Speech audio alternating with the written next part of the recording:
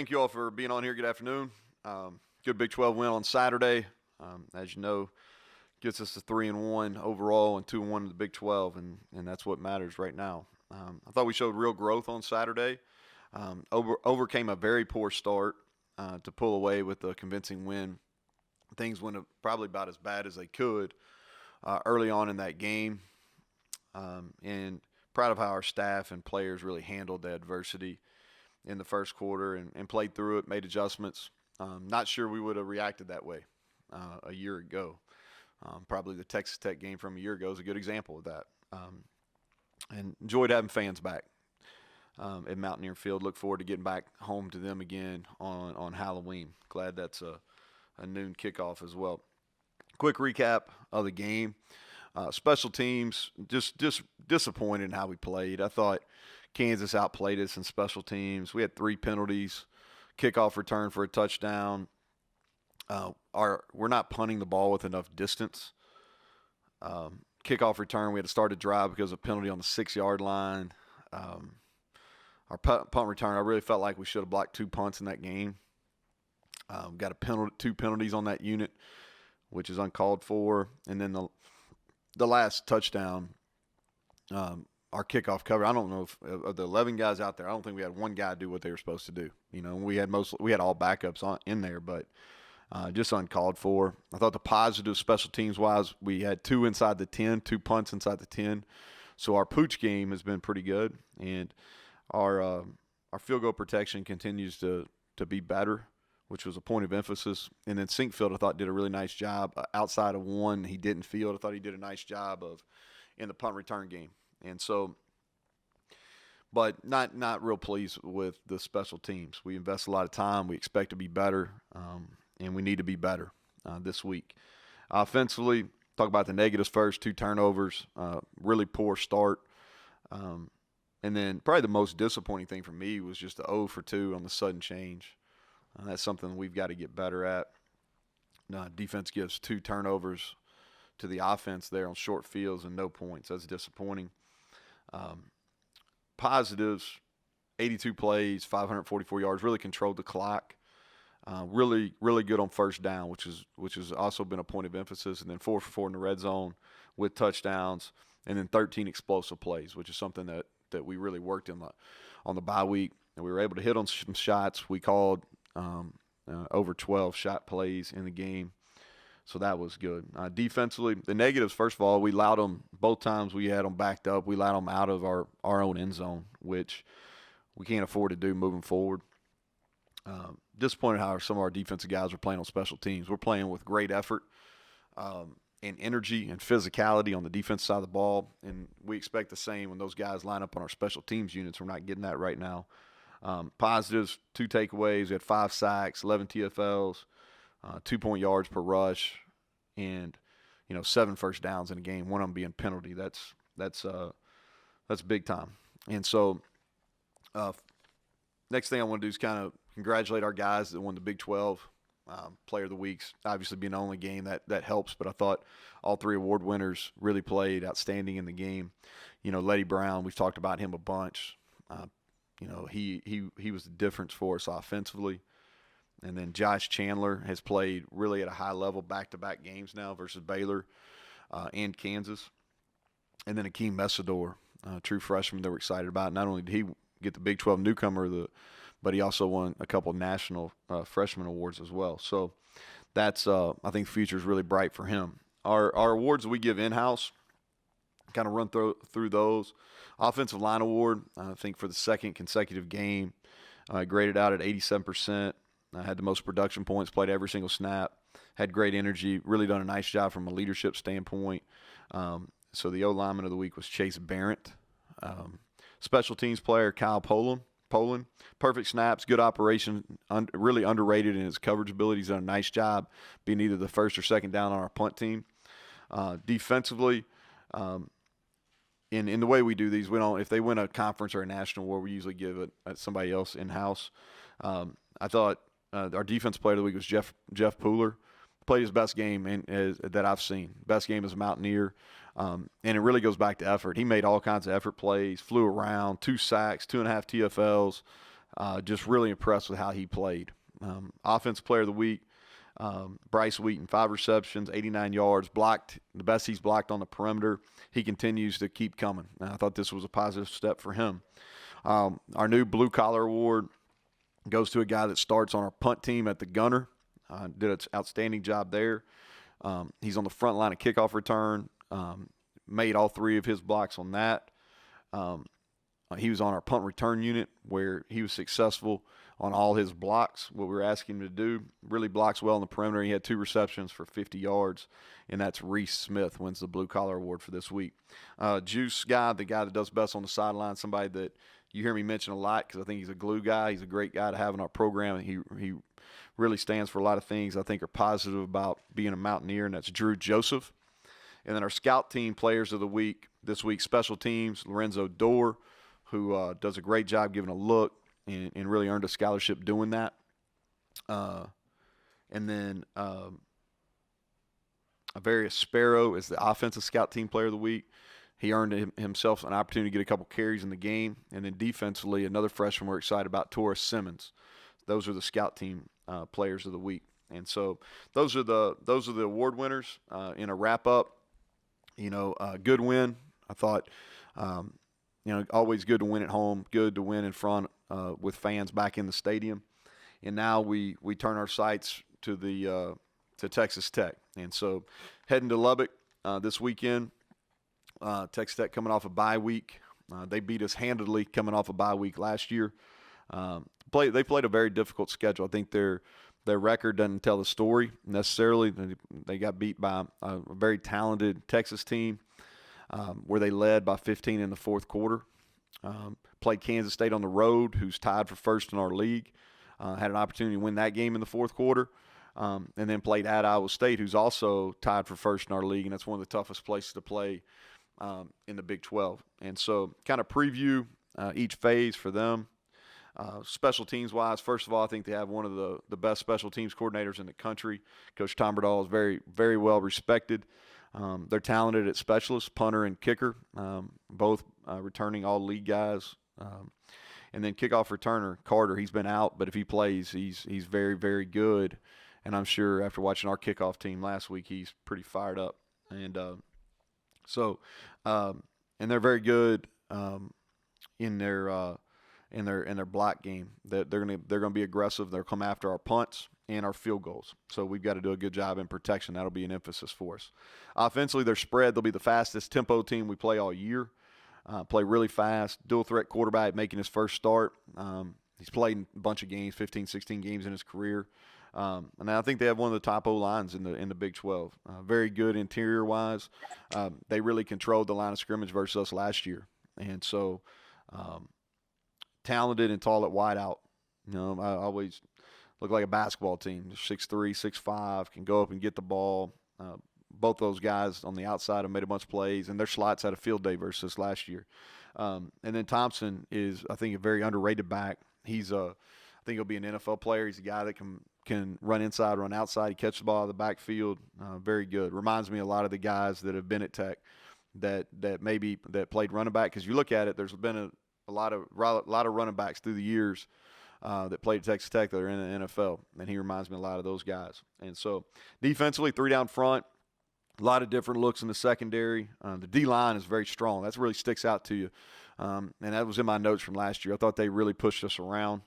A lot of talent at linebacker. They lost some guys, one draft pick, another guy I thought was really good, but they've got another guy, junior college, transferred. I think he was number 1 prospect, junior college-wise in the country, and transferred from Arizona. It's a good player, and another transfer in there. But I think they're talented at linebacker and play a lot of guys all over the field. And so traditionally done a really good job of creating turnovers. And so we're going to have to be very in tune to that. So kind of wrapping up here, need to have a good week of prep. We've got to continue to make our improvements. I think we are getting better. We've definitely not arrived, and our guys know that. And that's in all 3 phases. And so need to handle the challenge of traveling. It's a long trip, and we got to do a better job playing on the road than we did when we went to Stillwater. So with that, I'll take questions. First question today will be from Greg Hunter. Go ahead, Greg. So Neal, we've talked about the run game since last year. 4 games in, your numbers are way, way better. I mean, from your analysis, is the improvement noticeable, or is it still too early to tell? Well, I think we've got to be able to hold it. I do. Um, we've got to have some answers in our run game, off some of the ways that people are starting to defend us. So I'm not ready to sit up here and announce that we arrived. I think Letty has shown early through 3 league games, or, that that he's a really good player. I think he's shown that. I thought we blocked movement better against Kansas than we had at any point the last 2 years. But we're getting ready to go in this stretch. That's kind of what I was saying, Greg, after the game. I think these next really 4 weeks will kind of be the tell. You ask me this in a month, I'll have a really firm answer for you, as far as how much improvement. We're definitely better, but how much, I think the next 4 weeks will tell. Next question is from Michael Sussman. Go ahead.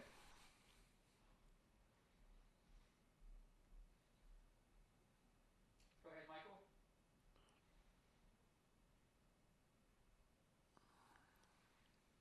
Okay, we'll go to Ryan Pritt. Go ahead, Ryan.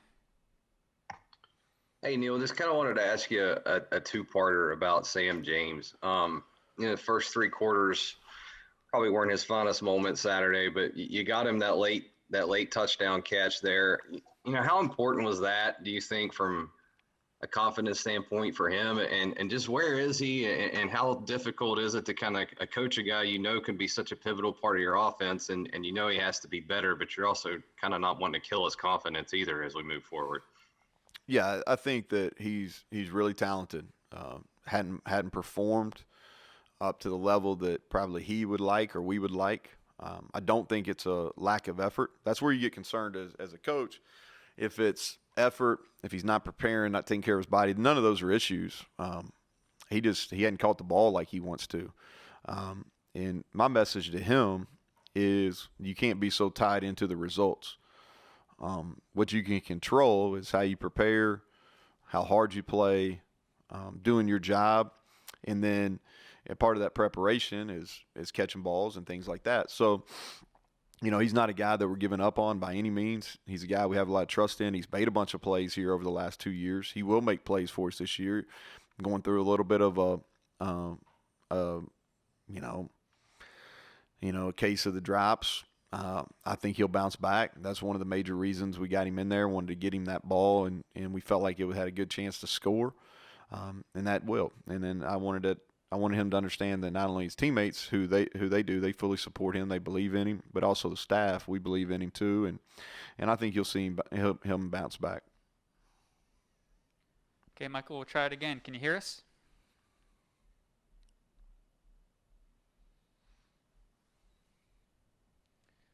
Okay, we'll go to Cody Nesper. Go ahead, Cody. I just wanted to ask you a couple, personnel questions. The one just with Jarrett obviously going back to his hometown to play. Just where's he at? Have you talked to him about that, or what that's going to be like? And then you mentioned Colin Schooler. Is obviously he and Tony played a lot of football together. Is Tony able to give you like a scouting report on him, or have you talked to Tony about what Schooler can do? Yeah, so I'll probably have a couple of conversations with Tony later on today into tomorrow about Schooler. We haven't spoken on him. We've spoken, but we haven't talked about him necessarily. He'll be able to tell what kind of guy he is and all kinds of stuff. But they're running an entirely different system at Tech that they did at Arizona. Same with Tony.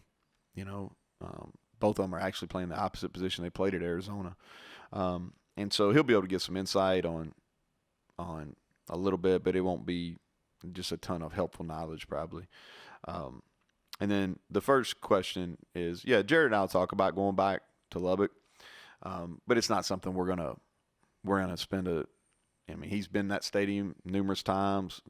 He's practiced. I don't know if he's played in there or not. He may have played a game in high school there. I'm not sure. I need to ask him. But he's watched his brother play. He's been there as a fan. Obviously, that's not necessarily where he grew up, but that's where he went to high school there in Lubbock. And so he'll be emotional about going back and excited. But he's got to be able to control those emotions, not any different than any other game. We're going to talk a lot about mindset and just kind of staying neutral. Next question is from Chris Anderson. Hi, Chris.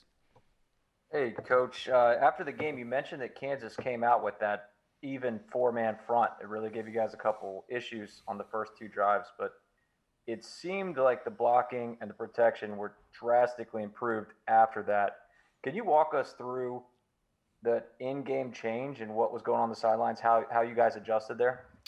Yeah, from really the second, not only were they playing more four-man front than they've ever shown, and they were shifting to it really late in our cadence. So they were showing a three-man head up and they were shifting to a four-man, which is something we didn't show our players, which, looking back, we wish we would have. But so what we did really after the first series, and then it really showed after the second series, is we got them over the sideline. Credit to Coach Moore and Tyler Orlowski and Coach Trickett with the tight ends and Coach Scott with the running backs. They got all their guys over there, and we just really talked through our adjustments and how we wanted to handle if they were going to be in a four down. And there's obviously carryover. We practice against a four down a lot. Baylor was primarily a four down team. And so once we made the adjustments, and really it's about communication and making sure we got everything ID'd, where the tight ends, O-line, and running backs are all on the same page, then we were much improved protection-wise. We were much improved getting hats on the people we were supposed to in the run game. Next question is from Skylar Callahan. Go ahead, Skylar. Hey, Neal, one guy you've already mentioned, Jeffrey Puller, arguably playing the best football he's played here. Just talk about kind of what his importance is to this defense and maybe what are some changes that you've seen in him just going back to last season. Well, it changed his body tremendously since January a year ago when I first saw him. He's one of the guys that Mike Joseph always uses on the before and after pictures. And it's really impressive how he's changed his body. And he's one of the guys, most time when guys come in, we're adding weight to him and bulking them up. He was a guy that came in with some excess weight and really reduced down. And he's really grown up too, really since first meeting him, a year ago, January, and really matured, kind of grown into one of the leaders on the defense side of the ball. And then just the effort he played with on Saturday, that's what I was most impressed with. I mean, it goes back to what we've been preaching defensively for the last month is if you play with extreme effort and you're physical, man, you got a chance. Even if you're making mistakes, you got a chance, and he did. It was really impressive how hard he played on Saturday. Go ahead, Kevin Kinger. As you used the off week, you said to try out players at a bunch of positions. Special teams last Saturday, different kickoff guy for some snaps, different in punting. Are those going to be situational things, or did you learn something new, changes there going forward? What's the outlook there? Yeah, Kevin, we're just going to compete week to week. Our kickoff placements hadn't been exactly what we wanted them to be. Staley was better than Casey on Saturday, so he did handle them in the second half. But we've got to be more consistent there. Same with our punting. We need more hang time. And so we'll continue probably to use both those guys in both those roles. Next question is from Mike Kazaza. Good afternoon, Neal. How are you? Mike, I'm good. Good. Thanks. I have a question about red zone offense for you. It's been on a roll lately, and improvements are one thing. How much of an overhaul did you do? Was it getting new plays and formations and packages in there, or was it just getting better at things that maybe misfired more often than not last year? I think it's a combination. I think Jared has been beneficial. Travis Trickett has had some really good ideas going back to quarantine time. And so we have some different type of plays. Our approach has been probably a little bit different. It changes all the time too. It's like if you go back, just calling plays. There's been a few times where we've been close to the top in the country, maybe even finished number one time. And then there's like last year we were one of the worst. So A lot of it has to do with guys making plays. I think the one thing too that's been beneficial. So you got guys making plays. You got some things approach-wise, how we're calling it, and then some of the schematics we're doing. I think that's those all have worked together. And then the really the last thing is we've always practiced it, but we practiced it more intentionally. Like, I'm not sure there's been a day since we've been back the last whatever in July that we haven't done some type of red zone, or we call it score zone once you get inside the 12. Go ahead, John Antonic. Drilling a little deeper here on their O-line. They've given up, 3 sacks and 187 pass attempts. They've got John, you don't want to talk about the 87-yard run? No, I'm talking about Texas Tech's O-line. Oh, you don't want to talk about our 87-yard run, though? Yeah, we'll get to that. But I'm just curious, is that a big matchup, the defensive line against their O-line? I don't think you had a sack last year against them. What do you see from them? Well, I really think they're good, John. I do. I thought they were good last year. They're really big. Okay, that's the first thing that sticks out to you is they're big and they're long. If you look across their depth chart, they're big and they're long. They did a really good job getting their hands on us last year. They get the ball out really quick, and a lot of their passes are off quick play action style too. And so we didn't do a very good job winning at the line of scrimmage. We didn't do a very good job getting our hands up and getting hands on balls. And then they ran the ball really well against us, like you said. So, that's a matchup. That's the worst we've played in 2 years defensively was against them. They had a lot to do with it. They had a great plan. They came out and executed, and they jumped on us and really and held on. We played pretty good in the second half. By then, it was too late. And so they did. They won their one-on-ones last year, and I'm sure they expect to do it again. Real quick, do you have enough on Columbia, or do you have to go back to Utah State and look at some of that to see what he does? Yeah, we've got all that. We do. We've got all that. We had one of our GAs went back and pulled all the Utah State stuff from during the bye week. I think they announced he was starting during their bye week, so went back and pulled all those. So we've seen that. I think he's more than capable. They obviously like him. They had a really good quarterback in Bowman who threw the ball. They had some issues at Iowa State. Columbia came in. Really, if you look at it, their scoring drives over the last 2 games have been led by him. He's a dual threat guy. Gets the ball out of his hands super fast. Got a quick release. He's athletic. Obviously knows the offense being in it for multiple years. So we know he's going to be a challenge. Time for one last question. Go ahead, Greg Hunter. So, Coach, the Mountaineers that were there in 2012 talk about that as a nightmare, played in a tornado and all those things. So you're on the other side. Just your memories of that West Virginia Texas Tech game. Are we're flipping the script here, huh? Yeah, exactly. Yeah. When you live out there, man, the wind, you don't even think about it. And I'm serious about that. And so Jared's brother Seth was our quarterback, threw a really tight ball. So the wind wasn't – when I first went out there in spring of 2010, and the wind blows more in the spring than it does in the fall, I remember Sonny Cumbie, who's OC at TCU now, was our inside receiver coach at the time. I'm like, man, like, we're going to practice out there like this? He's like, this is kind of a normal West Texas day. And he told me something I'll never forget. And he said, hey, when you're recruiting quarterbacks here, you got to make sure their nose is tight. The nose of the ball is tight. If their nose wobbles, then you're going to have some issues. Well, Seth, he'll be fired up. I'm bragging on him. But he threw as tight a ball as you're going to see. And we were really good on offense that year too. I mean, we had Jason Morrow, who ended up being a first pick of the second round, I believe, at tight end.